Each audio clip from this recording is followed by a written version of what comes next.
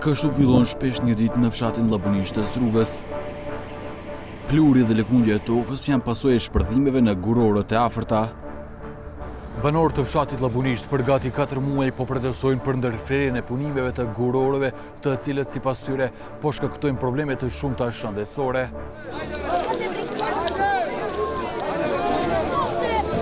Kërkesat e banorëve i drejtohen qeverisë, e cila shpërgjegjëse për dhënien e koncesioneve për eksploatimin e gurit, por edhe për kontrollet e punimeve. Badame se prekinut. Да се прекине каменоломите. Да немат каменоломи уопште. Пошто тие се на 300-400 метра од село далечени. Не еден 6 каменоломи се во село. И сите селјани треба да станат масивно, млади и стари, за да се реши овај проблем. Përpos shëndetit, disa banorë ankohen se minimi shpesh dëmton edhe pronat e tyre. I si gledat ovdje kad natre prvo. Gledaš kako je sve. Ova 3 pati dosega imamo praveno. Ovaj ulazov skroz od ta strana i od ova strana. Evo će vidite se, gledaj kako je selo to deleno i ovaj beton ovaka kako što ide pokraj. Evo ovdje kad sve ovaka je puknato. Mislite дека ова од динамитот што се Da, od dinamitot, isključivo od dinamitot. Sherifi i cili jeton afër gurorëve ankohet se nuk është paralajmëruar asnjëherë kur do të ketë minime. Никой нищо не известува, чак možda и полицијата не знае за тоа, пошто сабота и неделя и вршат тие работи. И во последно право да ви кажа, голем експлозив става натре со големи детонации. Të njëjtin problem e ka dhe familja e Reshatit. Kujton gjithashtu se dikur nga balkoni i shtëpisë ai shikonte malin e Jabllanicës, e cila pritet të bëhet park kombëtar, ndërsa sot po shikon se si natyra po zhduket çdo ditë. Pa каменоломот дојде после, има кога изгради куќа, после 10 години дојде каменоломот. За овие каменоломи ја не можам да сватам како се дадени во улка население близу да биде каменоломот. Първо државата да види кај е каменоломот, кај е куќата. Përderisa plasëritjet e shtëpive janë dëshmi e ndikimit negativ të gurorëve ndaj pronave, shqetësimet mbi shëndetin e banorëve janë konfirmuar nga mjeku internist Aladin Demishkovski.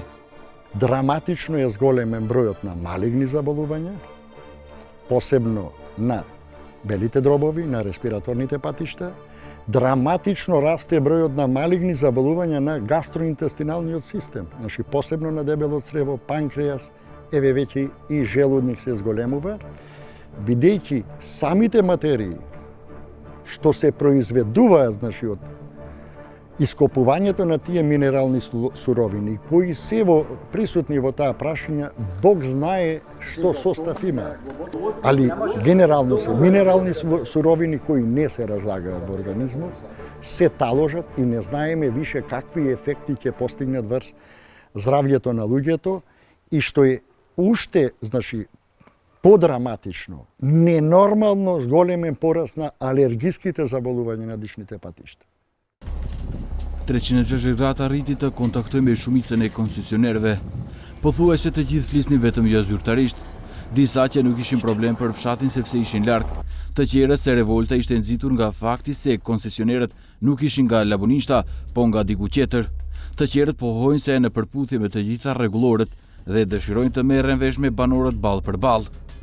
Një qendrim zyrtar na dërgoi vetëm kompania Ilinden. Ata pohojnë se as nuk planifikojnë të minojnë dhe as linjë ajrore prej 6 kilometrave nuk është afër Llabunishtës.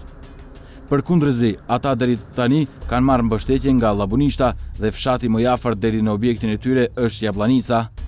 Dhe kryesisht gjatë inspektimeve të jashtëzakonshme të fundit pas kërkesës së banorëve tek Ilinden nuk u gjet parregullsi. Prandaj kërkesat e banorëve të fshatit Llabunisht për mbylljen e gurorës son nuk janë të përcaktuara me ligj dhe pas të njëjtave fshihet vetëm interesat e disa banorëve të fshatit Llabunisht. I inkurajojnë popullatën vendase të organizojnë në grupe vetëm me qëllim të shkaktimit të dëmit direkt në ndërmarrjen Ilinden, duke arritur qëllimet e tyre personale dhe grupore. Por vendasit nuk e shohin zgjidhjen e problemit në dialog me koncesionerët, por me qeverinë. Pas protestave disa mujore, ditë më parë disa banorë të Llabunishtës në Shkup takuan ministrin e ekonomisë Kreshnik Bekteshi. Takimi zgjati 2 orë, ndërsa fshatarët mbeten të përmbajtur për rezultatin. Da li ste zadovoljni? Денес можам да ви кажам дека по излегување во кај министерот, можам да речем дека средбата со министерот беше ептен коректна. Баравме заеднички начин како да ги решиме овие проблеми. Për takimin më tepër detaja dha ministri Bekteshi. Ai praktikisht tani po zgjidh një problem të krijuar nga paraardhësit e tij dhe bashkëpartiakët. Sipas të dhënave nga Ministria e Ekonomisë, 2 koncesione për eksploatimin e burimeve minerale janë bërë në kohën kur departamentin drejtohej nga Valon Saraqini, 4 të tjera në kohën e Bekim Nezirit. Bekteshi, i cili është nga e njëjta parti, sigur se Neziri dhe Saraqini, thotë se si ministri po marrin masat intenzive. Nga 6 koncesionerët aktualisht në teren punojnë 4. Një kompani vetëm është tërhequr nga eksploatimi, ndërsa pas inspektimeve të fundit për pothuajse të gjithë të tjerët u janë shqiptuar gjobat deri në 30.000 euro, ndërsa një rreth ndërmarrje i është hequr licenca.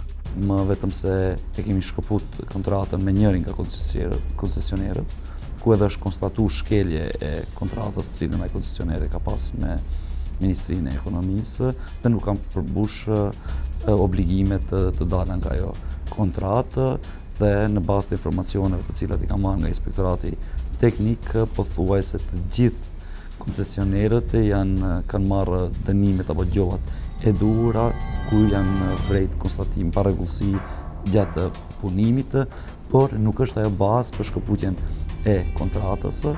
Bekteshi thotë se ai ka informuar banorët për procedurat që duhet të ndiqen dhe se Ministria e Ekonomisë tashmë po vendos një moratorium për lejet e reja për eksploatimin e gurëve. Unë edhe u kam premtuar banorëve të fshatit Llabunisht se të gjitha iniciativat për marrjen e koncesioneve në atë fshat apo përreth atij fshati, ne si Ministri e Ekonomisë vetëm se kemi hedhur poshtë, ato janë 3 iniciativa, por njëkohësisht kemi marrë masat e dhura për ndalesën e 2 koncesioneve aktuale. Për momentin mbesen diku edhe 4 koncesionerë. Njëkohësisht i kemi njoftuar për procedurat, të cilat duhet të ndjekin edhe ato si banor, për shkak se kjo është një tematikë ku përfshin shumë institucione. Për ta përmbledhur, pikpamja e Bekteshit do të thotë që të gjithë koncesionet e ndara nuk mund të merren, por qeveria do t'i monitorojë nga afër dhe sanksionoj punët e gurorëve. Nëse nuk arrin të korrigjojnë lëshimet për të cilat u gjobiten, atëherë Ministria mund të jetë në gjendje t'ia merr koncesionet. Angazhimi i institucioneve padyshim që është mirëpritur nga banorët e Llabunishtës, por ata nuk janë të kënaqur me asgjë tjetër, përpos që gurorët të largohen përgjithmonë. Saka me qista sredina!